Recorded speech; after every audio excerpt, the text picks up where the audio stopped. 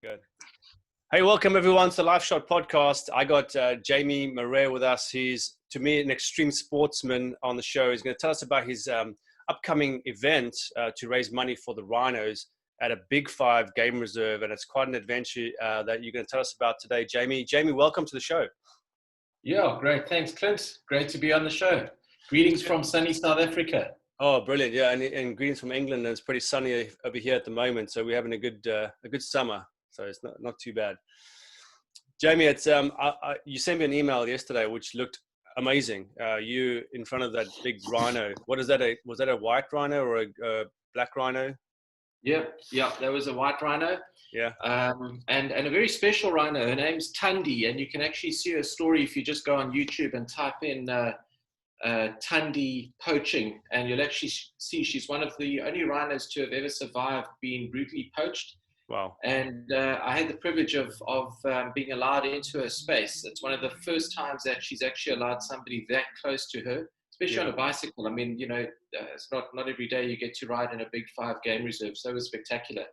So I read that during this pandemic, there's been a bit of a problem with poaching. Is that because there hasn't been that many rangers on the field, and what's going on with the poaching situation? Yeah, it's just obviously the downturn in tourism has resulted in some serious cash flow constraints. I mean, there's a conservation levy that all paying guests at any of the Big Five game reserves pay, which goes towards funding the anti-poaching units. So you can imagine with 3 months of no tourism coming through, wow. It's essentially 3 months of no income. So basically, the anti-poaching units are strained as a resource.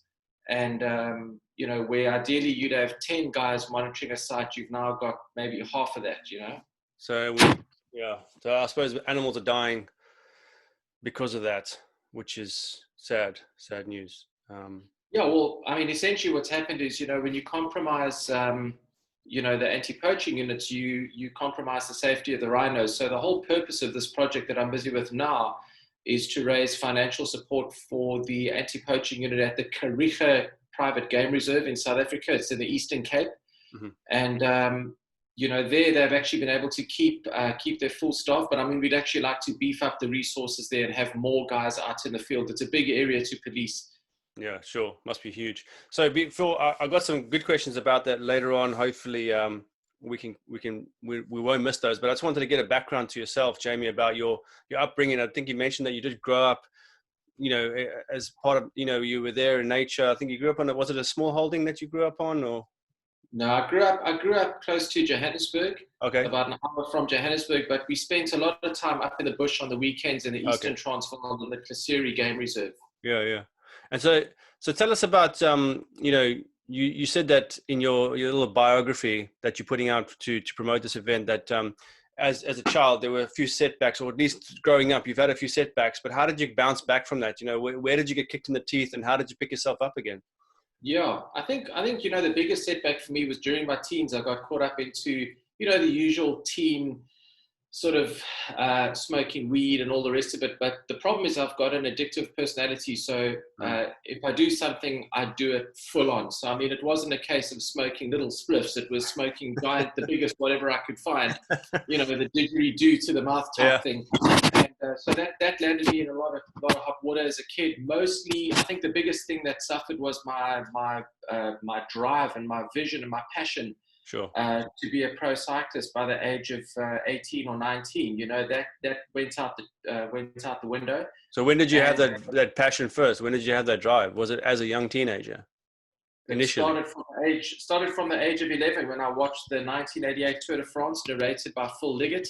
Yeah. And I decided right there and then that I wanted to be a pro cyclist, and I started cycling at the age of 11. And I'd say that getting sucked into drugs as a teenager definitely derailed that becoming a reality. I mean, anyone who smoked weed and got stoned a lot will know that you just get alienated from reality. You start living in your own world.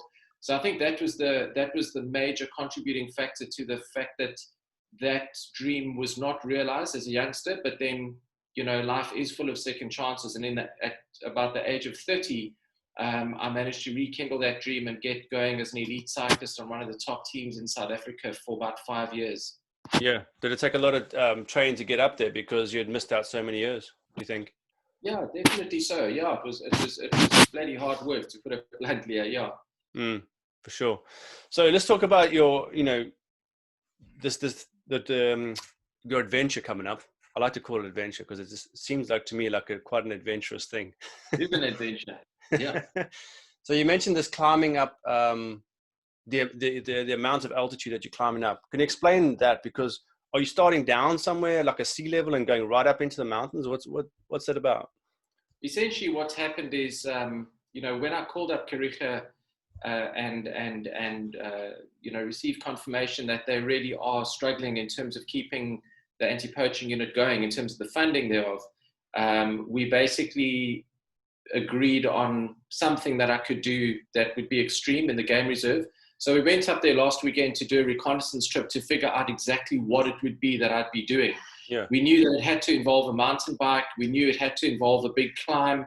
But the problem is, in the game reserve, there's areas where there's lions and rhino and hippos and elephants and goodness knows what else. So we had to try find a climb that was challenging, but as safe as possible in terms of proximity of really dangerous wildlife. So we managed to find, after an entire day, we found about a 4.5 kilometer climb with about 240 meters of vertical ascent. So essentially my goal is going to be to ride 16,000 meters in roughly 36 hours, which is how long we think it'll take of non-stop riding. So essentially just summiting the same peak over and over and over and over.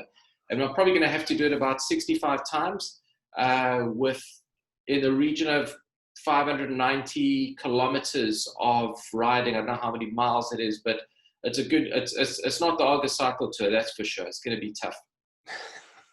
That's intense.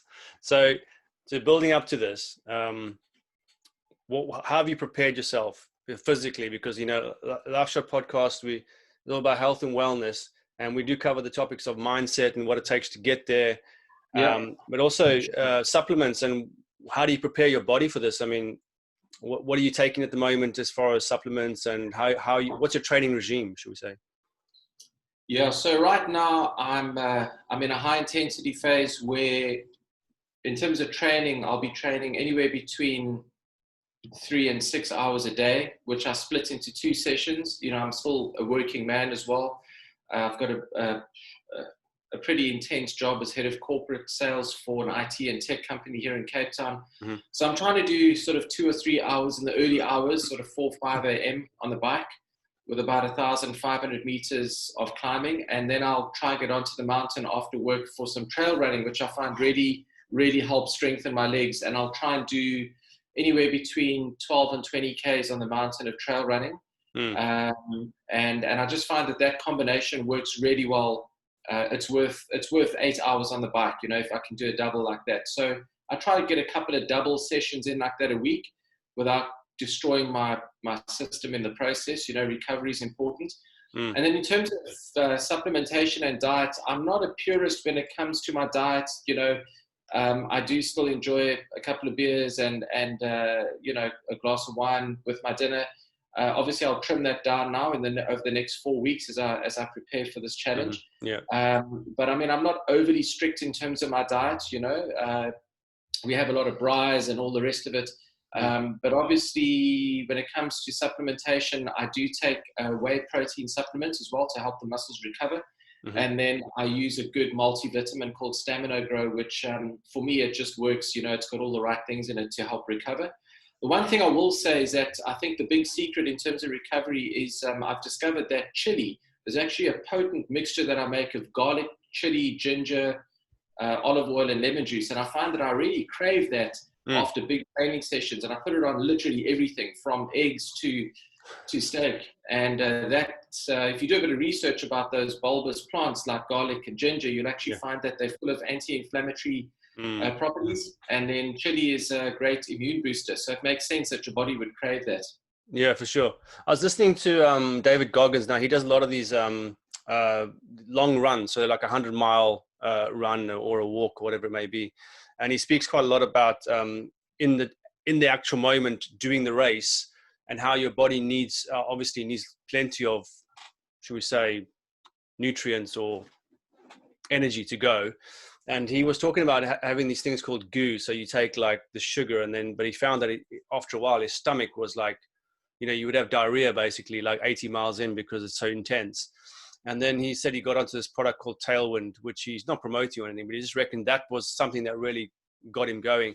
So for yourself, now you're doing something intense. Is it going to be like prolonged? In other words, you're not going to have a lot of rest time between that. So how are you going to keep yourself going? Do you have a team around you as well? People like on the way? Yeah, I've got a big team. There's probably about 15 people in terms of direct support crew on the team.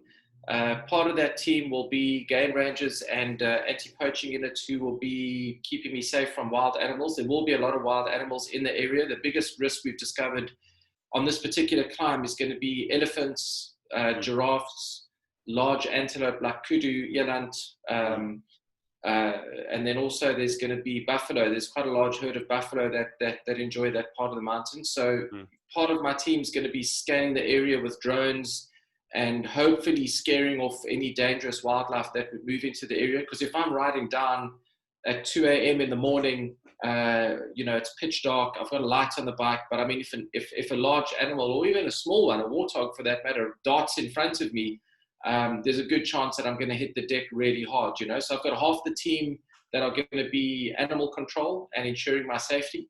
And then the other half will be direct support. And within that support team, there'll be technical support, hydration, nutrition, and then logistics. So, and then obviously media as well, moving through. We've got quite a strong team of media involved as well. That'll be doing live posts as well. Yeah. So it's going to be an epic challenge. I mean, essentially, it's going to be climbing the entire vertical ascent of the Cape Epic, the whole Cape Epic in one go. The Cape Epic's 15,500 meters over sort of 7 or 8 days. So basically, it's 16,000 meters will put me at pretty much the entire Cape Epic's vertical ascent in one effort. And that's going to be bloody hard. I'll tell you what. Yeah, that's no. Is there a danger to your health, do you think, as in pushing yourself hard and your heart? Yeah, there's always definitely. I mean, look, you know, there's always that danger. So it'd be nice to have some medics around as well, just to make sure. I mean, I think I'm less worried about that. I'm more worried about dangerous wildlife or any wildlife, for example, you know, getting in the way as I'm riding down at 40, 50 Ks an hour, trying to get down as quickly as I can. So basically 65 summits of a 4.5K climb means 65 descents, which means 65 opportunities of 5 minutes each for some animal to walk in front of me. I mean, that's a lot of time that I'll be exposed on the mountain. Sure. So I'm more worried about that than about my heart packing up, you know. Very, very brave man, very brave. So you've written a book called Determination. How is that going to be published? And, you know, what do you hope to achieve by publishing that book? Okay, I'll answer your questions in order. So how will it be published? Right now, the ebooks are already available on Smashwords and Amazon. Yeah. And then we're busy with print with a hard copy as well. I'm probably going to release that in September. I'd like to actually incorporate this Rhino conservation project and challenge into the book as well before we release the hard copy. It's easier to revise an ebook than a hard copy. Sure. And then what was your other question with regards to the book? What I hope to achieve? Yeah, I mean, what's your target market, and, you know, what do you hope to achieve in people's... Good question. Yeah.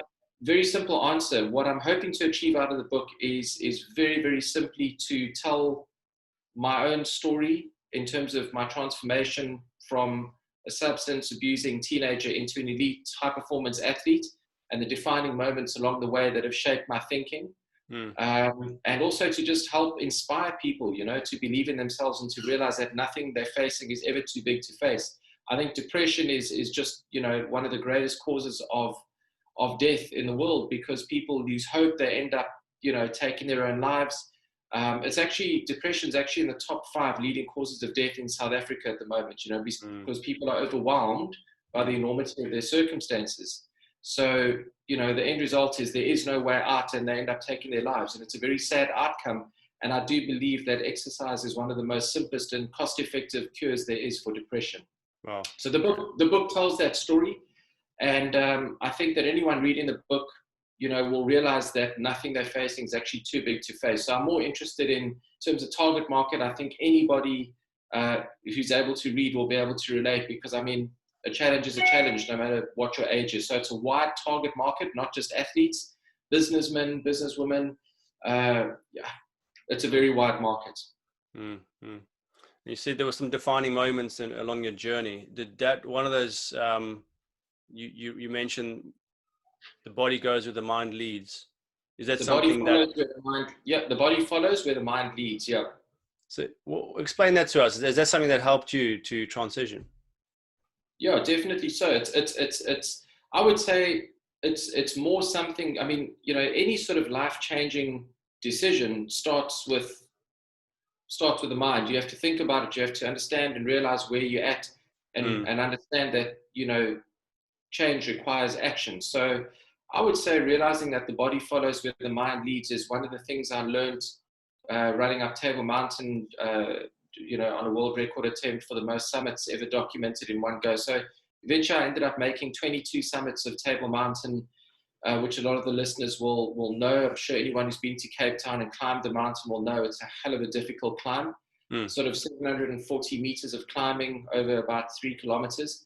So I managed to get myself up there 22 times in 28 hours over 2 days. Oh. So it was in like a 48-hour window, which was just over 16,000 meters of climbing. And it was during that challenge, there were about 10 things that I learned and realized, which I actually share in my book under the section Secrets of Accessing Superhuman Strength.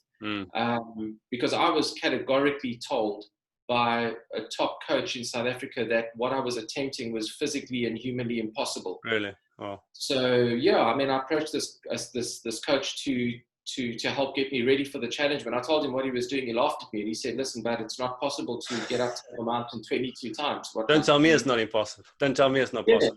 I just said, "Thanks, you've given me all the coaching advice I needed."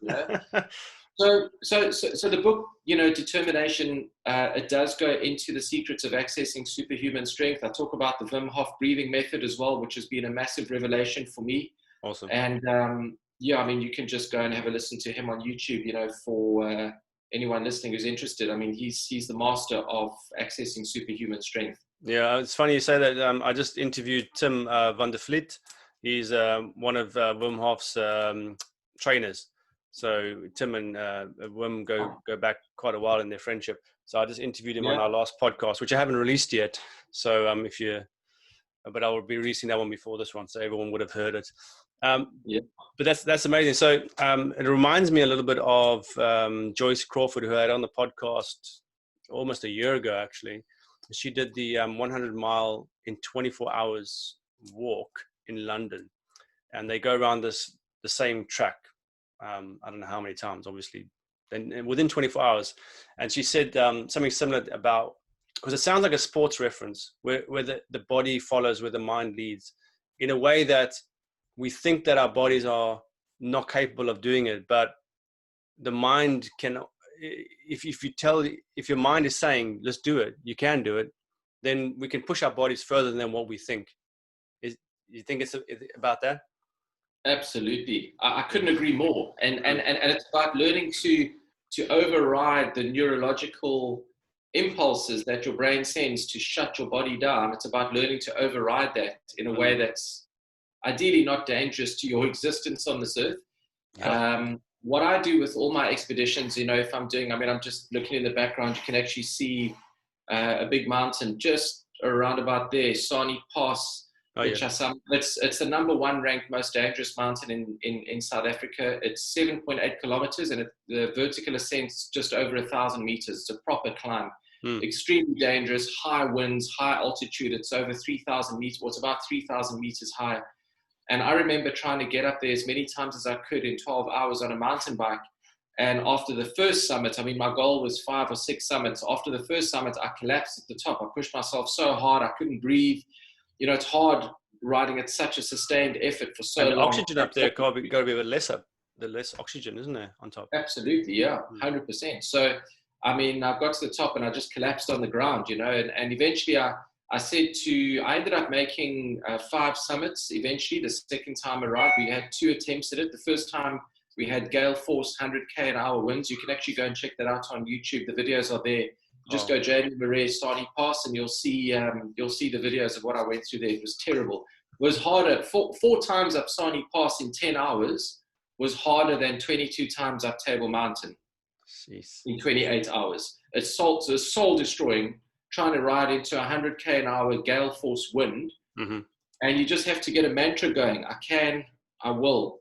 I can do this. I will do this. Low and slow. All these different mantras. I sound like Wim Hof now. Low and slow. Fully in. But that's the way I did it, you know. And again, the book also takes you behind the scenes of each of these expeditions and record attempts and projects. And it takes you into the inner recesses of mentally where I was at, what I was going through, and how I managed to nurture myself and nurse myself through those moments. Amazing. Yeah. It's good stuff, Jamie. And I think that just thinking about what you're talking about now, and I remember a friend of mine said to me, his name was Kewan, and he used to hike in Drakensberg every weekend. He was one of those guys who was just addicted to hiking in up big mountains. And it reminds me a bit of you with your mountain bike, and even maybe you were running up that mountain, whatever. It's a world in which some people would be so unfamiliar with, right? And I remember him asking me, come on, just come and hike up this weekend. And I was like, I actually was a little bit scared. And it was just it's just hiking, right? It's to him, it was like, it's a normal thing. But to you guys, it's like, you're almost now a little bit more familiar with that. So I think people who've never really been up those types of mountains and felt those types of winds might not know the dangers involved with being up at those levels. So I take my hat off to you for doing these things, and also especially with this big 5 game reserve attempt coming up. We wish you all the best in that. And is there a way in which people can help? We'll get this recording out before it happens, and just give us the dates and maybe how people can support you in what you're doing. That'd be great. I mean, every pound, every euro, every dollar, every rand, every cent is going to help these guys, no matter how small the donation. So the best way to follow along is going to be obviously on all my social channels. So, we'll be doing some live stuff on my athlete page at Jamie Marais SA on Facebook, my Facebook athlete page. But I think the best way to follow along is go to Kariega. It's KARIEGA.co.za. Yep. And there'll be a button on the screen that says Jamie Rides for Rhinos. And if you click on that button, it will take you onto the crowdfunding page, and you can just simply make a donation there. And if anybody wants to make larger donations and they need a tax certificate of sorts, there'll be the option to request a tax certificate as well. So, I think at the moment, if we can get, 1,000 people each donating, 10 pounds, I mean, already you've got a large amount that's going to a great cause, So I just want to say to everyone that ever watches this video or will be watching or listening to this podcast, doesn't matter how small the amount is, every pound, every euro, every dollar will be put to great use. And we're actually splitting the funds into two pools, which we're going to use. The first pool will be used to fund the anti-poaching unit. Mm-hmm. So by making a donation and a contribution, you're helping save rhinos in South Africa. And the second half of the funding will be used for feeding about 300 staff and their families at the Kariega Game Reserve. They've got about 300 staff, and each of those members of staff forms part of a family. So you're probably looking at about 1,500 people minimum that we'll be feeding through about 6 soup kitchens that we work with in the area. So, by making a donation, you're helping with rhino poaching, reducing rhino poaching and keeping the rhinos safe. And you're helping curb starvation in South Africa. So we really do need your help, So that's great. We're looking after the animals, and we're also caring for human beings. Yeah, animals and people, exactly. That's excellent. Now, Jamie, it's really it's a noble and honourable thing you're doing. I wish you all the success, of course, in this, and I hope that you achieve it, and also challenge yourself to more things coming up in the future. And, For sure. Don't Thank you let very age, much. don't let age put you down. As you get older and older, you got to keep going, keep going. Yeah, it's crazy. When I turned 40, I mean, I'm 44 now. I'll be 45 in Feb. Something switched in my mind, and I just started asking myself, why do I do what I do, and why do I want to do what I want to do? And that why is so important to answer for any person. You have to understand if your why is about you, your ego, and how amazing you are, and it's hard. But if you can connect with something that's bigger than the size of your ego, I find that's when you're able to really go beyond what's humanly possible. Definitely. Works for me anyway. Yeah. Well, I was listening to Vishen Lakhani. I'll just end on this. I know you need to go, and he was just talking about how your life is not always just about yourself, but it's about the lives of those who you are influencing, or at least those around you. So, and it seems like that's very much what you're doing, that your life is not just about you attempting things and you being fitter, or you being this or you being that, but it's about you giving of yourself, of your talents, to help those around you, and not just those around you, but those even far reaching that are out there. So Jamie Marais, thanks for being on the LifeShot podcast. So for myself, Clint Grove, and Jamie, we're wishing you all the best. Take care. Jamie.